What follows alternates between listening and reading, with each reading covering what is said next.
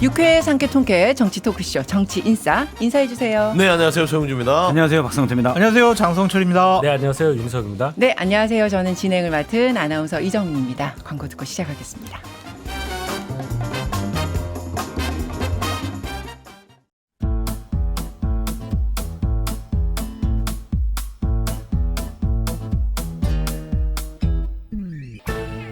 유쾌한 정치 토크쇼 정치인싸. 네, 이재명 대통령이 내일 시진핑 중국 국가주석과 정상회담을 갖습니다. 한중 두 나라 모두 2026년에 첫 국빈 정상 외교고요. 이게 경주회담 이후에 2달 만에 두 정상이 만나는 거라서 서로 관계 복원의 의지가 크다. 뭐 이렇게 해석이 되던데 우리가 눈여겨봐야 되는 관전 포인트는 뭐예요? 일본은 뭐 네. 한한령 이거 어떻게 완전히 이제 풀리는 것이냐. 지금 위성락 안보실장 얘기를 들어보면 이제 한한령은 없다. 그런 식으로 정리가 돼가는 것 같아요. 그래서 시 주석과 회담을 통해서 그것이 완전히 종식되는 중요한 계기가 될 것 같고 또 하나 제가 눈여겨보는 거는 핵잠수함 문제예요.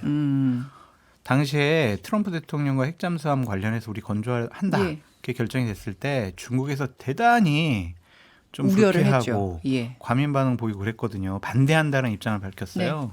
이 부분에 대해서는 어느 정도 좀 정리하고 와야 되지 않을까. 왜냐하면 예전에 사드 설치 문제 때문에 뭐 박근혜 정권 초기에는 중국과 상당히 관계가 좋았는데 그것 때문에 그냥 완전히 한중 관계가 외교, 안보, 경제 분야, 문화 여기까지 다 타격받았잖아요. 그래서 지금까지 한한령이 맞습니다. 암묵적으로 있는 거고요. 네, 그래서 이 핵잠수함 문제와 관련해서도 어느 정도 좀 이해를 시키면서 좋은 성과를 좀 가져와야 되지 않을까. 그 당시에 이제 우리가 북한을 위해서 지금 이거는 하는 것이다. 중국을 대상으로 하는 게 아니다. 이렇게 명확하게 얘기했지만 이제 그게 좀 더 네. 명시화할 필요가 있다. 맞습니다. 그러니까 안보 경제예요, 안보 경제. 말씀한 대로. 그러니까 한 축은 경제, 한 축은 안보. 그러니까 원자력 추진 잠수함에 대해서 이거를 좀 중국의 오해를 풀려고 하는 것은 결국에는 북한 대응이라고 하는데 이재명 정부가 새롭게 시작하면서 가장 고민하는 게 남북 문제입니다. 지금 북한 문제를 못 풀고 있어요. 네. 우리가 유화 제스처를 하는데도 김정은은 그냥 체제에 대한 정비와 그다음에 미국과 대화하겠다. 그다음에 계속해서 군비 증강만 하고 있는 상황이라서 문을 닫았어요. 근데 지금 문을 닫은 상황에서 우리가 자력으로 문을 열 수 없는 상황이라서 미국은 미국대로 어느 정도 설득이 된 것 같고 근데 이제 결국엔 중국이잖아요. 중국에서 북한 쪽에 어느 정도 사인을 좀 줘야만 아마 움직일 가능성이 크기 때문에 저는 그게 큰 축이고 한한령은 저번에 경주 왔을 때도 예. 시진핑이 얼추 좀 얘기를 했어요. 풀어주겠다 해서 K-팝 공연 같은 것도 좀 받아서 열겠다 했었기 때문에 그건 최종적으로 도장 찍고 오겠다는 그런 뜻이라서 좀 나름대로 좀 다 성과들은 그 정해놓고 간 것 같아요. 그러니까 우리 입장에서는 중국과의 관계도 관계인데 한미일 공조 이것도 놓칠 수가 없으니까 맞습니다. 두 마리 토끼를 다 잡는다. 이게 쉽지 않은 외교긴 해요. 그게 전 과정이라고 봐요. 이미 지난 정부에서는 처음에 지난 정부에 대통령 당선된 뒤에 되기 전인가요? 윤석열 전 대통령이 일부 보도에 따르면 이번 대선은 나와 시진핑의 싸움이었다. 전 무슨 말인지 잘 이해가 안 되는데. 그래서 사실은 한중 관계는 거의 최악으로 치달았죠. 그런데 저도 잘 깜짝 놀랐어요. 도대체 지금 들어도 깜짝 놀랐네요. 시진핑이 뜬금없었을 것 같아요. 그런데 어쨌든 그 관계를 회복하는 데는 시간이 걸리죠. 이번에 CCTV와의 이재명 대통령의 인터뷰가 저는 바른 말만 제대로 하셨다. 그러니까 서로의 차이를 인정하고 대화를 통해서 신뢰를 쌓자. 이런 과정이 반복돼야 신뢰가 쌓이고 그래야 핵추진 잠수함이랄지 북한 문제랄지 이런 것들이 풀려가는 과정으로 있을 것이라고 봅니다. 그래서 이번 한 번에 모든 걸 해결할 수는 없다고 보고 다만 한한령 같은 경우는 이번에 좀 해제됐으면 좋겠고요. 알겠습니다. 한한령은 뭐 중국에서 어느 정도 유화적인 반응을 보였으니까 잘 되기를 바라는데 항상 그 중국 얘기 나오면 지금 중국과 대만 얘기를 안 할 수가 없어서 그렇죠. 이제 뭐 하나의 중국 원칙이냐, 하나의 중국 정책이냐, 미국은 그걸 분리해서 얘기하잖아요. 다르게 정책이냐, 원칙이냐. 중국에서는 원칙이라고 그러고 미국에서는 정책이라고 그런단 말이에요. 우리는 하나의 중국을 존중한다. 존중이라는 단어를 써 많은 나라들이 그렇게 하더라고요. 예. 예. 그 부분에 대해서 언급을 살짝 하셨잖아요. 예. 예, 며칠 전에. 그러니까 이 부분이 과연 대만 또는 미국 이런 어떤 라인과 관련해서 우리의 입장을 너무 도드라지게만 안 하셨으면 좋겠어요. 그러니까 일본이 선을 넘는 신임 총리의 발언으로 인해서 지금 굉장히 위태로워졌습니다. 더 선이 넘는 일본 주재 중국 외교관의 행동으로 인해서 막 너무 관계가 안 좋잖아요. 그럼 이제 우리는 어떻게 할 거냐. 거기에서 조금 더 나간 발언을 하신 걸로 보이는데 미국과 중국 사이에서 굉장히 현명하게 외교를 해야 되는 우리 입장에서는 이 대통령의 발언 수위 조절을 정말 예민하게 잘해야 할 거다. 그래서 중국 가셔서 그 양안 관계라고 하는 중국 대만 관계에 대해서 어떻게 말씀하실지가 저는 가장 관심이 많이 쏠릴 사안이 아닐까 이렇게 생각합니다. 저는 알겠습니다. 박 실장님 얘기 듣고 예. 그 지난 윤 전 대통령 대선은 얘기요? 아니 윤석열 네. 지난 대선은 나와 시진핑의 대결이었다. 근데 아직도 그런 대결을 국민의힘 지도부가 몇몇이 벌이고 있잖아요. 중국 얘기만 나오면 있어요. 뭐 김모 최고위원, 나모 의원 중국 얘기만 나오면 막 이렇게 그 대척점을 두는 게 예, 예. 아직도 여전히 윤석열과 닮았구나라는 생각이 문득 지나갔어요. 알겠습니다. 중국 정보당국에서 되게 당황했을 것 같아요. 그거를 이거 어떻게 분석을 해야 될지. 네, 새해 첫 정상회담이 어떤 성과를 가져올지 지켜보도록 하고 국내 현안으로 돌아와서 어제 청와대 신년 인사회 주제 다루면서 야당 지도부 불참했다 이 이야기 했었잖아요. 그 이야기를 좀 더 확장해서 보면 국민의힘 장동혁 대표는 이때 이명박 전 대통령을 예방했습니다. 이명박 전 대통령이 지금은 화합할 때다. 수구보수가 되는 건 퇴보다. 국민을 보고 정치를 해라. 이렇게 조언을 했는데 여기에 대한 화답으로 장동혁 대표는 통합과 연대 걸림돌 제거가 우선이다. 이렇게 대답을 했더라고요. 그러니까 결단도 필요한 시기다. 마치 똑같은 얘기인데 서로 반대 방향을 보고 어디에 방점을 찍고 있냐 뭐 이렇게도 보이는데 어떻게 들으셨어요? 저 그 대화를 쭉 보면요, 그냥 네 하시더라고요. 그래서 뭐 그렇죠, 통합해야 되고요, 뭐 이렇게 하시다가 그 말씀을 하신 건데, 그러니까 장동혁 대표가 지금 그런 흉중에 어떤 생각이 있는지를 좀 제대로 밝히시면 좋을 것 같아요. 그러니까 지금 여기서의 걸림돌, 네, 그런 줄 말들. 짝짝 긁고 한동훈 전 대표 이렇게 해석하면 되는 그거잖아요. 거죠. 우리 뭐 시험 볼 때 딱 죽고 다음을 뜻하는 거는 뭐냐, 1번 누구, 2번 누구 이렇게 하면 여기서 답이 뭐다. 그 우리가 다 맞출 수 있는 네, 건데 네. 1번 그렇게- 한동훈, 2번 2번 두동훈. 돌려서 얘기할 필요가 있느냐. 네. 어쨌든 새해 지나서 새로 바꾸겠다고 뭔가를 말씀하셨고, 뭐 깜짝 놀라게 뭘 하겠다고 하셨는데 바뀐 게 없는 느낌이어서 차라리 명시적으로라도 얘기하면 입장이 확실해지니까 뭐 나름대로 밀고 나갈 추진력은 얻을 수 있을 거예요. 일부나마. 근데 지금 정치인의 언어치고는 너무 추상적이고 그 또 명시적으로 뭐라고 얘기하면 돼요? 뭐라고 해야 되겠죠. 투명하게. 자, 우리 당이 지금 뭐 예를 들어서 징계 처리된 거 내가 하고 뭐 이렇게라도 얘기를 해야 되겠죠. 근데 그냥 걸림돌이 있는데 그러면 걸림돌이 뭘까? 이럴 얘기를 할 필요가 없잖아요. 지금 그만큼 당이 한가하게 시간을 이렇게 늘리면서 뭘 할 상황이 아니라고 저는 생각해요. 오세훈 시장은 면전에서 얘기했잖아요. 세 가지 하라고. 네. 예. 오세훈 시장은 아마 공천받기가 쉽지 않을 것 같고 그런 말을 해서. 근데 이제 장동혁 국민의힘 대표를 보면은 스무고개 하는 것 같아요.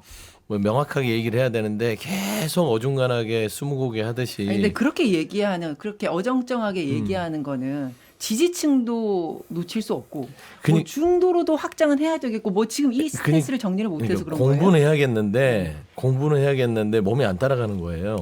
저는 장동혁 대표 딱 그 상황이거든요. 중도 확장해야 되는 거 본인 머릿속에 모르겠습니까? 근데 거기를 갈 수가 없어요. 그러니까 자꾸 어중간하게 던져놓고 나중에 상황이 변하면 빠져나가겠다는 건 알겠는데 저는 두 가지를 좀 지적하고 싶은 게 신년 그 인사회 불참했잖아요. 네.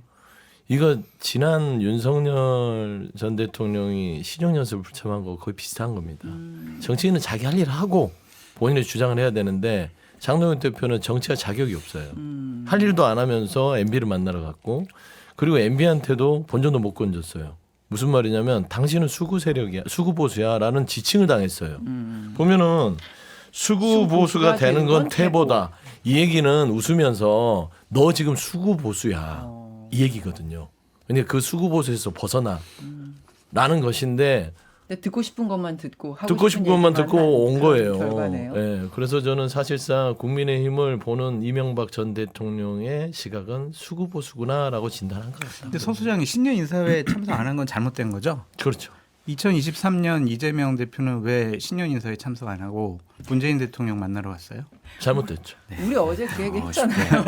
그래서 장동혁 대표도 그래서 이달 중으로는 쇄신안을 내놓겠다. 지금 그래서 시기와 방식을 조율하고 있다. 뭐 이렇게 얘기가 나오는데 박성훈 수석 대변인이 당 쇄신안에 대해서 발표 시기와 형식은 효과를 가장 극대화할 시점을 고민하고 있다. 근데 사실 제 기억만 해도 지난 연말부터 해서 무슨 쇄신안이다, 뭔가 입장 변화다 이런 게 계속 나오겠다고는 하는데 이거 내는 게 그렇게 힘든 건가? 장동혁 어떤 시기를 장동혁 대표는 쇄신의 주체가 아니라 쇄신의 대상이죠. 어우. 통합과 연대의 걸림돌은 한동훈 전 대표가 아니라 장동혁 대표입니다. 그분이 주장하는 거 보십시오. 계속 오른쪽 우리 당원들, 우리 지지자들 그쪽으로만 가고 있잖아요. 정당은 이념 공동체 아니에요. 이해 공동체가 되어야 합니다. 이념, 지역, 당원, 결집 이렇게 해서 정권을 찾아오고 선거를 이길 수가 있습니까? 자꾸 중도 쪽으로 외연 확장하고 정말 장동혁 대표가 얘기한 것처럼 따뜻한 보수, 미래를 생각하는 보수, 창의적이고 도전적인 일을 준비하는 보수 이렇게 되어야 되는데 장동혁 대표는 말은 뻔지르르하게 하고 행동은 다르게 해요. 쇄신과 개혁은요 대단히 간단해요. 어려운 게 아닙니다. 어떻게 하면 됩니까? 윤석열 전 대통령과 결별하면 돼요. 또 하나는 고성국 씨랑 결별하면 돼요. 그리고 또 하나는 뭐냐면 룰을 바꾸면 되는 거예요. 야당은요 국민 속으로 들어가야 됩니다. 당원 속으로 들어가면 야당은 중도층을 견인해 내올 수가 없어요. 그렇기 때문에 당 지도부라든지 아니면은 선거에 나갈 후보자들을 선출할 때 당원들의 비율을 높이는 것이 아니라 일반 국민들의 민심을 그 여론을 더 높이게 되면은 강력한 극성 당원들 그리고 극단적인 주장을 하는 유튜버들로부터 벗어날 수가 있어요. 이거 가장 중요한 거예요, 룰 개정. 그러면 가장 기본이 되고 가장 상식적이고 아주 간단한 이 쇄신안 과연 못해요. 시기를 봐서 한다 못한다. 못해요. 이거 어떻게 하겠어요. 자기 지지 기반이고 자기의 철학적인 가치관인데. 그러면 발표 시기와 형식을 가장 효과를 높이는 시점으로 고민하고 있다. 그럼 이들이 생각하고 있는 그때와 방식은 언제인 거예요? 저는 뭐 잘 모르겠지만 이미 의미 없는 얘기다. 예를 들어서 학폭을 일삼는 아이가 있어요. 근데 이제 옆에서 계속 합니다. 이렇게 학폭하면 나중에 대학에 합격해도 합격 취소가 될 수 있다. 이러면 안 돼라고 얘기하는데 그 학폭 그 일삼는 아이가 잠시만요. 얘까지 처리하고요. 지금 이런 거예요. 그럼 그게 어떻게 쇄신이 됩니까? 그럼 쇄신하겠다고 하면 지금부터 쇄신의 모습을 계속 보여줬어야죠. 근데 지금까지 나쁜 짓 몇 개 더 하고요. 이게 어떻게 우리가 쇄신이라고 받아들일 수가 있어요. 그건 그냥 발표회가 있을 뿐이죠. 그래서 그 발표회는 이미 뭐 내부에서 극대화할 시기를 조율한다고 하는데 그 전까지 계속 윤과 절연하지 않는 모습을 보이고 또 예를 들어 개혁보수나 건전보수의 모습을 보이지 않기 때문에 이건 그냥 발표회 같은 거고 이미 공허하다. 나쁜 짓 그래서- 몇 개만 더 하고요. 그게 걸림돌 제거 뭐 이런 거예요? 그렇죠. 예, 저는 그렇다고 보고 그리고 지금도 계속 내놓는 멘트나 메시지들이 윤과의 절연을 못 하고 있잖아요. 그러면 지금부터 쇄신의 모습을 보이고 쇄신의 모습을 보여도 잘 사람들이 와닿지 않고 못 믿을 때 이때 이제 퍼포먼스가 필요한 건데 이미 쇄신의 모습을 보이지 않고 있기 때문에 이 퍼포먼스는 아무 의미가 없다라고 보고 끝으로 장성철 소장님을 국민의힘 비대위원장으로 추천합니다. 쇄신이라는 단어의 의미를 잘 모르는 것 같아요. 바꾸고 변화시키는 거잖아요. 어디로? 국민에게 중도로 예, 계속 그들의 민심을 그들의 선택을 받기 위해서 바뀌어야 되는데 지금은 보다 더 강한 그 당원들 그리고 뭐 강력한 지지층들 거기에 지지를 더욱더 확고하게 얻기 위해서 뭐 여러 가지 얘기를 쇄신이라는 단어로 포장하는 것이 아니냐 그런 생각이 듭니다. 지금 제가 볼 때는 그 쇄신안이라는 것을 발표할 시점이 윤 대통령 1심 선고를 보고 그 직후에 뭔가 할 걸로 보여요. 그러니까 지금 체포방해에 대해서는 1월 16일에 나올 거고 1심이 나올 거고 예. 지금 내란 우두머리와 관련해서는 그게 중요하죠. 2월에 나오잖아요. 예. 그러면 2월까지 또 뜸을 들여서 그때 그 결과를 보고 거기서 대단히 중형이 나오면 거기에 따른 입장을 낸다? 이제 그러면 그때 지금은 손절한다? 어느 정도 예상보다 좀 적은 형량이 나올 수도 있다 뭐 이런 생각을 하고 있다고 봐요. 아직도. 야당 지도부는 또는 중형이 나올 경우에 더 이건 법정 투쟁해야 된다 이렇게 나올 수도 있는 거잖아요. 지지자들이 네. 거기에 이제 자극을 받아서 그러니까 이러지도 저러지도 못하는 상태에서 시간 보고 그걸 보자 하면서 끌고 있다고 생각을 해요. 이 내용이 간단한 얘기잖아요.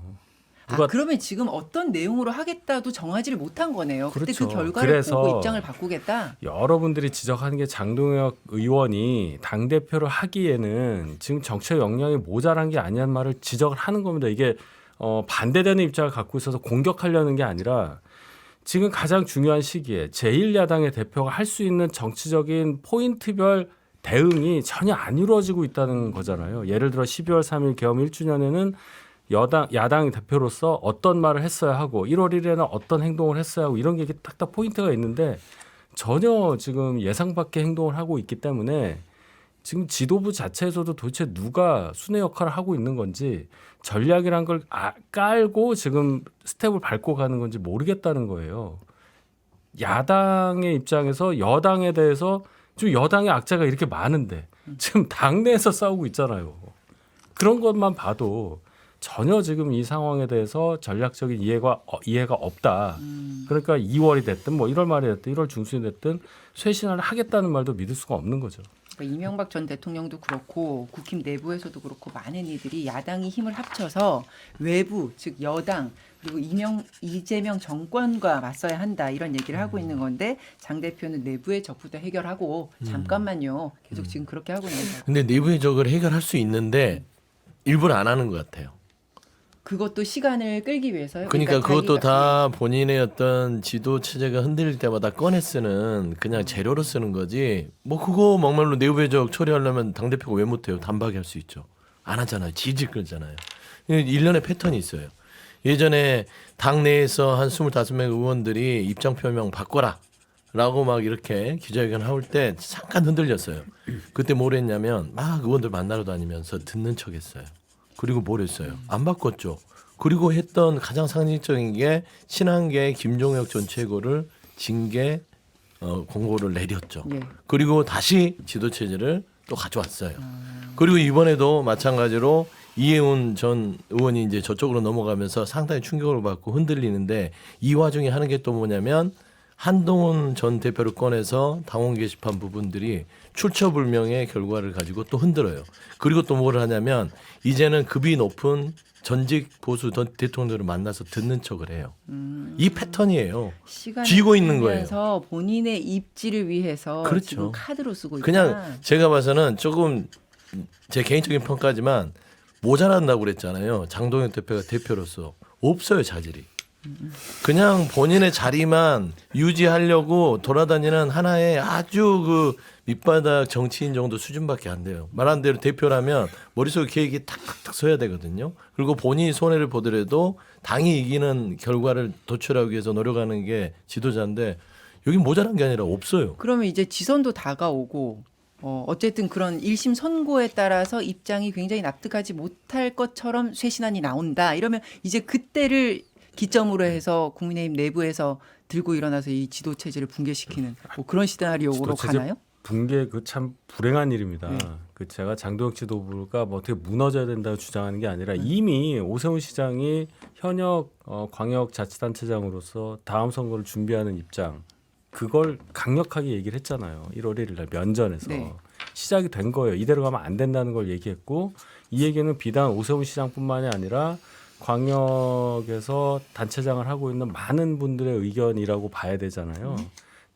1월 1일 날은 혼자였지만 며칠 후에 예를 들어서 몇 명이 모여서 국회 소통관에서 똑같은 얘기를 할 때는 무게가 전혀 달라지겠죠. 곱하기 뭐 3, 4 정도가 아닐 겁니다.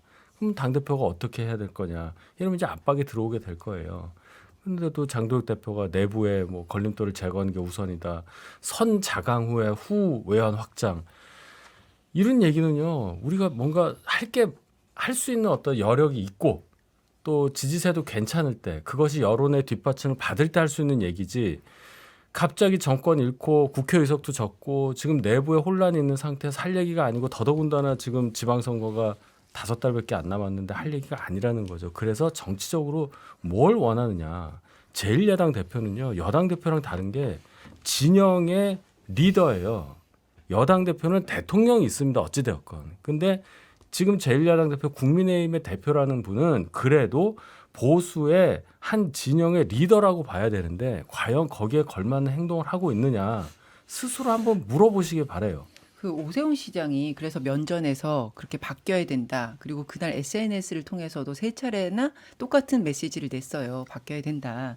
그랬는데 장동혁 대표가 굉장히 불쾌해하는 느낌이었는데 계엄 입장 반복해서 요구하는 건 정치적인 의도라고 하면서 새 인물로 지선 파격 공천하겠다. 이 말을 붙였잖아요. 그래서 이게 오세훈 시장에게는 공천 안 주겠다. 요렇게 해석이 되더라고요. 그렇게들 많이 말씀하시죠. 예. 그러면 그리고 새 인물은 누구한테 주겠다는 거예요? 모르겠어요. 새 인물은 새 도저히 인물이 안 떠올라서 나경원 의원이 새 인물인가요? 한 번도 안 했으니까 절대 새걸 새가 수도 아니죠. 한 번도 안 한 번도 했으니까. 안 했으니까. 후보는 해봤죠. 후보 해봤어요. 시장은 안 했으니까 그런 네. 건가? 그러니까 그 발언이 전 두 가지 좀 오류가 있다고 생각해요. 예. 계엄 얘기 자꾸 물어보지 마라. 자꾸 물어봐서 자꾸 얘기해야죠. 내가 계엄에 대해서는 이거 잘못된 거라는 것을 지금 사람들은 그렇게 안 보잖아요. 그럼 아니다. 나는 그렇게 생각한다. 본인이 그렇게 얘기했다고 하더라고요. 그럼 계속 얘기해야죠.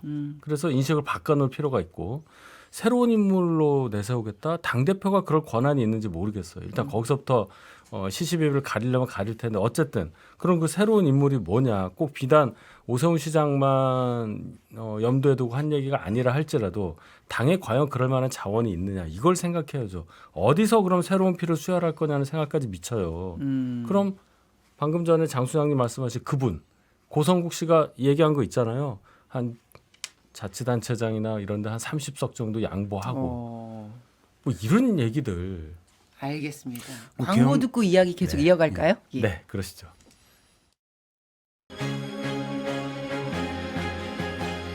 지금 여러분께서는 6회, 3회 통쾌한 정치 토크쇼 정치 인싸를 듣고 계십니다.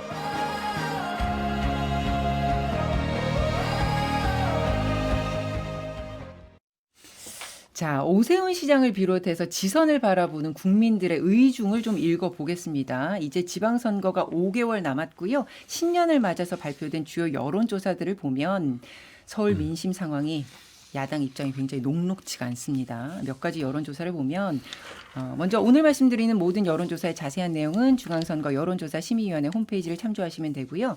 MBC가 의뢰해서 코리아 리서치 인터내셔널이 조사한 서울시장 선거 가상 양자 대결에서 정원호 구청장과 박주민 의원 모두 오세훈 시장과 오차 범위 내 접전으로 나왔습니다. 그리고 동아일보 의뢰로 리서치앤리서치가 진행한 조사에서도 김민석, 박주민, 정원호, 이 민주당 소속 주요 후보 3명 모두 오세훈 시장과 오차 범위 내에서 접전을 벌였는데요.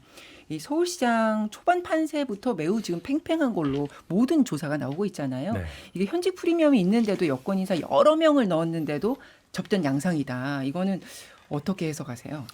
당 지지율이 낮기 때문에 오세훈 시장이 이 정도면은 개인적 역량을 최대한 발휘해서 이 정도 나왔다고 볼 수밖에 없어요. 지난번 22년도 선거 같은 경우는 송영길 후보랑 20% 정도 차이 났거든요. 제 기억이 59대 39 정도 나왔다고 기억을 하는데 압도적이잖아요. 근데 지금 그 한 4년 정도 지난 상태에서 뭐 그렇게 크게 오세훈 시장이 잘못하거나 한 게 없음에도 이 정도밖에 안 된다. 그리고 얼마 전만 해도요.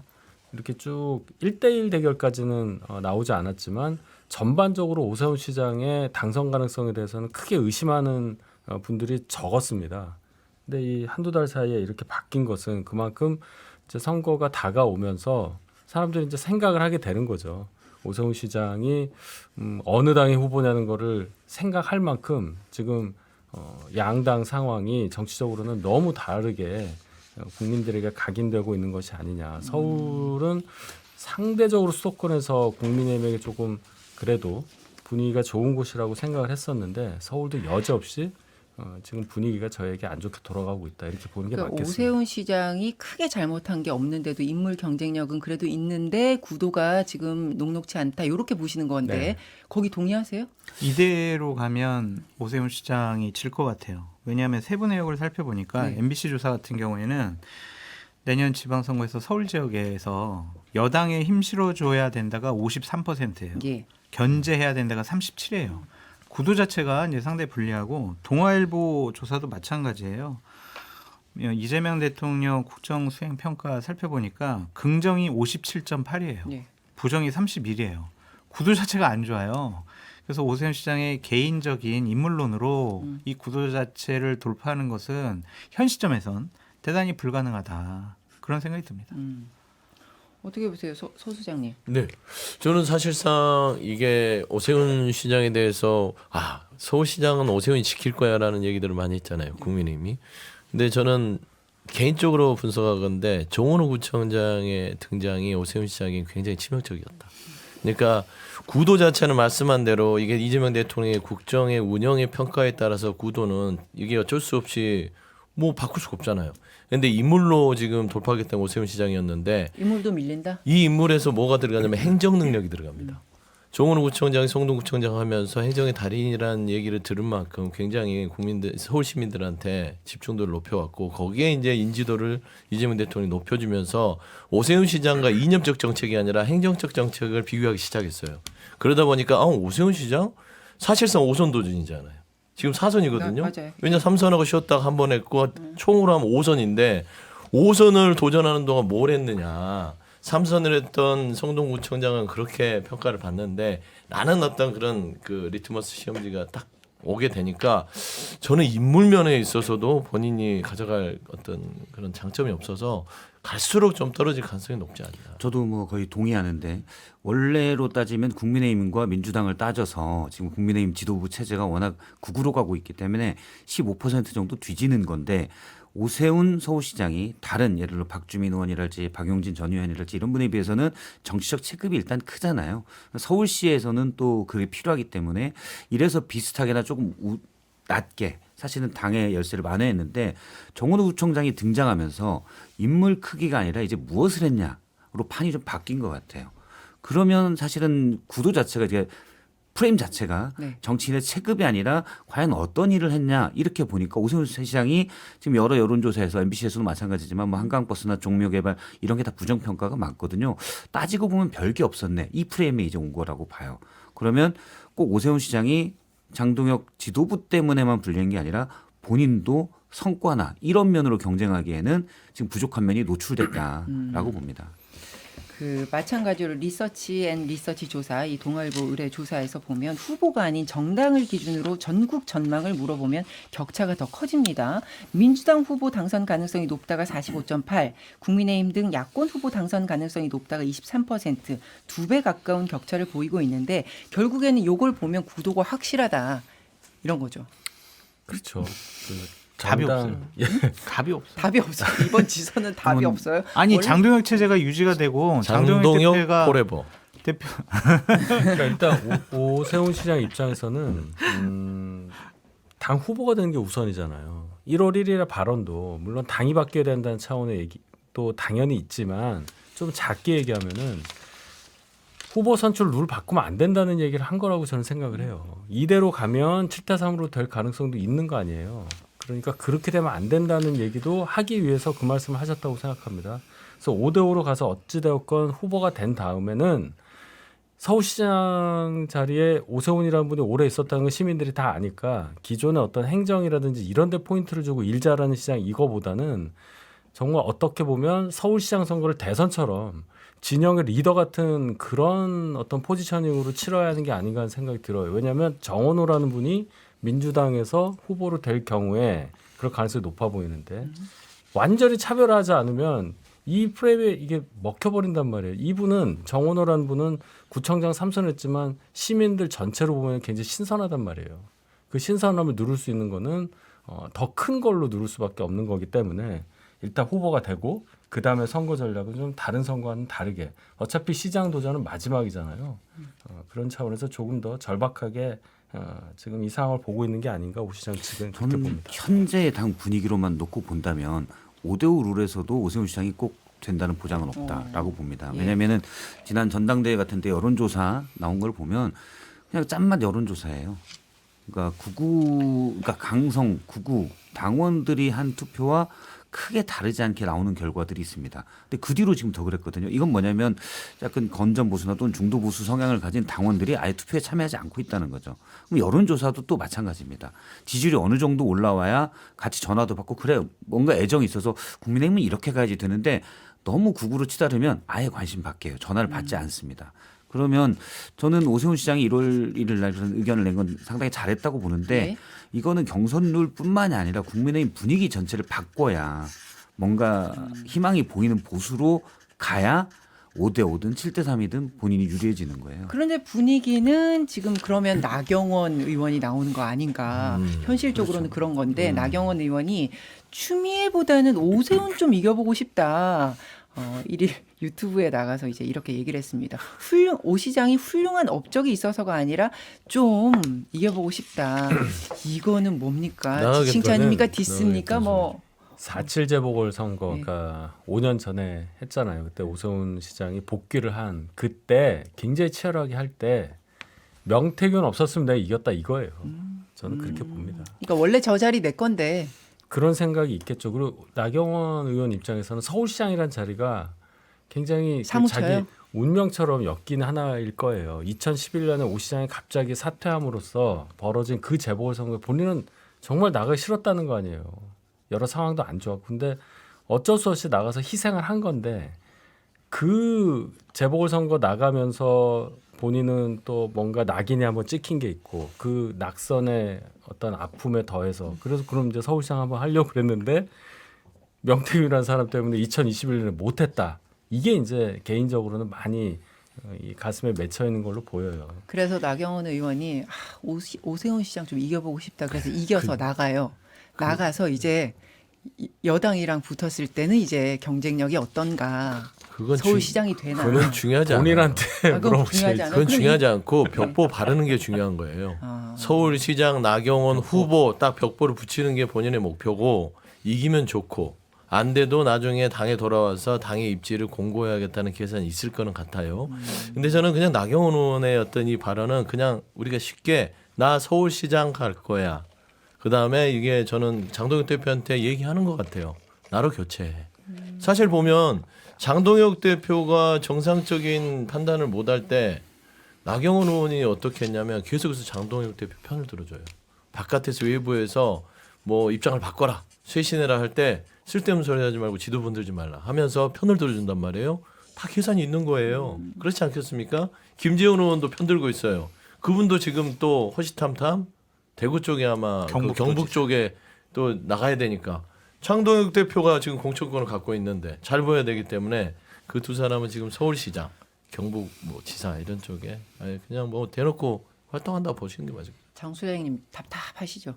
많이 답답하죠. 그러니까 오세훈 시장 같은 경우에는 전 실수한 게 있다고 생각하는 게 뭐냐면 혼자 저런 얘기해서는 안 돼요. 그리고 광역 게다가 또 본인이 당사자기 때문에 네. 또 뭐 진정성이 곱게 될 수도 있고요. 그렇죠. 그래서 광역 시도 뭐 도지사들 함께 했어야 되는데 후속적으로 얘기하는 사람들이 없잖아요. 그래서 아이고 맞네. 오세훈 시장 말이 맞아. 장동현 너 그러면 안 돼. 이렇게 계속 새를 불려가야 되는데 근데 그거 안 되는 거는 오세훈 시장이 당내 입지가 없어서 그런 거예요? 그것도 그렇고 눈치 보는 것 같아요. 다른 시도 뭐 후보들도 현직 시장들도 현직 뭐 단체장들도 그냥 룰이 어떻게 되지? 이게 장동현한테 밑보이면 안 되겠는데. 어쨌든 룰 개정 권한이 최고위에 있으니까 그렇게 눈치 보는 것 같은데 기본적으로 지방선거를 저는 대단히 암울하게 보는 거는 장동혁 대표 때문이에요. 장동혁 대표가 있는 한 무슨 쇄신안을 발표하고 뭐 바꿔야 된다고 누가 주장을 하더라도 안 돼요. 최신의 당사자는 최신 장동혁 대상 대표다. 저도 뭐 늘 얘기하지만 지금 여기서 장동혁 대표가 제가 변했어요라고 얘기해봐 그걸 믿을 수 있는 사람이 누가 있습니까? 없죠. 그래서 변했어요라고 하는 발표 같은 거는 전혀 의미가 없다고 보고 오세훈 시장이 계속 그런 모습을 보면 그냥 성격인 것 같아요. 원래 무난한 스타일이기 때문에 그래서 그 자리까지 간 것도 있고 근데 본인이 여기서 서울시장을 하고 또 대선 주자까지 가려면 명확히 지금 장 소장님 말씀대로 세를 모아서 우리 이러면 망합니다. 본인이 어떤 구심점이 될 수 있는 분이거든요. 그러면 그냥 혼자 얘기하는 게 아니라 여러 의원들도 설득해서 구심점이 돼서 모아야죠. 힘을 내고.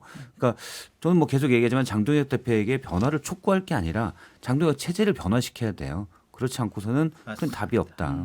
근데 1심 선고 나야 됩니다. 제가 아, 볼 때는. 그래요? 그때 우리가 예상하듯이 중형이 선고가 됐을 때는 지도부가 안 바뀔 수가 없을 거예요. 물론 안 바뀔 가능성도 있겠지만 안 바뀌었을 때는 그러면은 광역 후보들이 어떤 생각을 하겠냐. 현직들이 이대로 가면 안 된다는 얘기를 오세훈 시장 외에도 다른 분들이 같이 할 가능성이 굉장히 높아요. 그래서 저희 당 내부에 변화가 일어날 수 있는 시기는 윤 2월 대통령에 대한 선고? 2월 선고 직후로 저는 생각을 합니다. 저는 이제 학생들이 저 얘들도 그렇고 이제 방학 되면 공부 열심히 해야지 하다가 좀 지나면 게임 좀 하다가 안 해요. 그러다가 8월 되면 열심히 해야지. 그러다가 광복절 지나면 열심히 해야 되지. 이렇게 해요. 그냥 필요하면 지금 하면 됩니다. 맞아요. 저는 그래서 국민의힘 의원들이 지금 네. 말씀처럼 선거는 어떤 포인트를 분기점을 잡아서 하겠다는 생각은 전 잘못됐다고 보고 네, 네. 지금 엄청나게 할 수 있는 일들이 많아요. 장동혁 대표가 잘못 말하는 것도 많고 계속 지금부터 나와야 돼요. 필요할 땐 바로 책상에 앉아야 됩니다. 알겠습니다. 그러니까 역도 선수들도요. 예. 아무리 그 프로들도 갑자기 120km 못 듭니다. 알았어요. 그러니까 이렇게 천천히 빌드업을 해야 되는데 2월에 선거 나온다고 해서 갑자기 바꾼다? 그럼 뼈 부러져요. 그러니까 그런 시기라서 홈트 한다. 아니 그러니까 조금씩 해야 된단 말이에요. 그래, 그래서 저는 그러니까, 예. 그래서 저는 우리가 2월 달에 선거 나오면 바뀐다는데 그것도 의미 없다. 저는 그때 뭐냐면 더 수구보수화돼서 그때 한동훈 전 대표를 제물로 쓸 가능성이 커요. 너 때문이야. 이 모든 게 저는 그럴 가능성이 가장 높다고 봅니다. 지금 한동훈 전 대표에 대해서 이게 단계 논란이 불씨가 계속 이어지고 있지 않습니까? 그 새해가 돼서도 상황이 더 나빠지고 있는데 이호선 위원장과 한동훈 전 대표 측에서는 지금 조사 결과를 두고 사실관계 공방까지 벌이고 있고 법적 대응도 불사하겠다 이런 입장을 내고 있는데 지금 장동혁 대표는 여기에 침묵하고 있거든요. 네. 지금 말씀을 들어보면 그 얘기가 맞다고 해석이 돼요.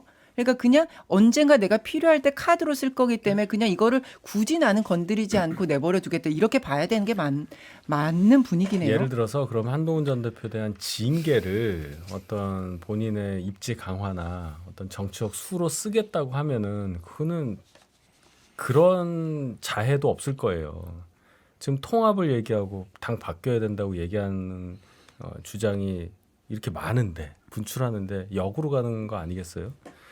제가 볼 때는 좀 다르게 해석을 하는 게 당무감사위원회 단독으로 지금 플레이를 하고 있다고 장동혁 대표조차 얘기를 해요. 예. 그리고 그 수준이 이호선 당무감사위원장이 발표한 어떤 당무감사 내용이라든지 그 절차나 형식 같은 것이 당의 기본적인 당무의 절차를 다 벗어난 거다. 공지도 스스로 하고 본인 개인 블로그를 계속 이용하고 자꾸 있잖아요. 올리고 그다음에 당무감사위원회를 보좌하는 그런 사무처에 어떠한 조력도 없이 혼자서 뭘 했다는 거잖아요. 그래서 결국 나온 거는 그 자료가 다 조작된 거라는 것이 저는 밝혀졌다고 생각합니다. 이 정도로 됐으면 그냥 다 바꾼 거예요. 기본적인 게 하나도 안 맞았으니까. 그러면 의도를 갖고 저렇게 하는 것에 대해서 당 지도부조차 브레이크를 걸지를 못하고 어쩌지 하고 있는 상황이라고 저는 생각합니다. 오죽하면 이호선이라는 분도 소위 말해서 구형을 해야 되는데 구형도 안 하고 윤리위원회에 넘겨버렸어요. 그냥 네. 사건을 넘긴다는 거예요. 그럼 못한다는 얘기잖아요. 그런데 장동혁 대표가 예를 들어 윤리위원장을 임명하고 뭔가 강행한다는 움직임을 보이는 순간 결과에 따라서는 크게 본인을 향하는 칼이 될 가능성이 크다. 그래서 이러지도 저러지도 못할 거라고 저는 예상합니다.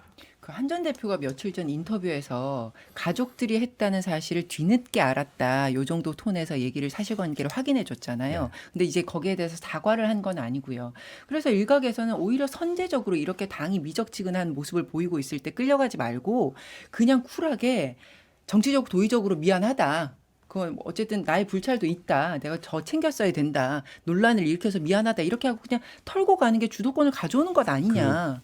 제가 조금 더 말씀드리면 가족이 당원 게시판에 글을 올렸다는 것에 대해서는 사과하려는 사과의 논리가 없어요. 무슨 말씀이냐면 다 성인이고 당원이니까 당원 게시판에 올릴 수 있는 겁니다. 그 내용을 또 들여다봤더니 다 뭐 신문이나 신문 사설이나 칼럼을 링크하거나 예를 들어 의료계획에 관해서 굉장히 옳은 얘기를 쓴 거 뭐 이런 것들이 있어요.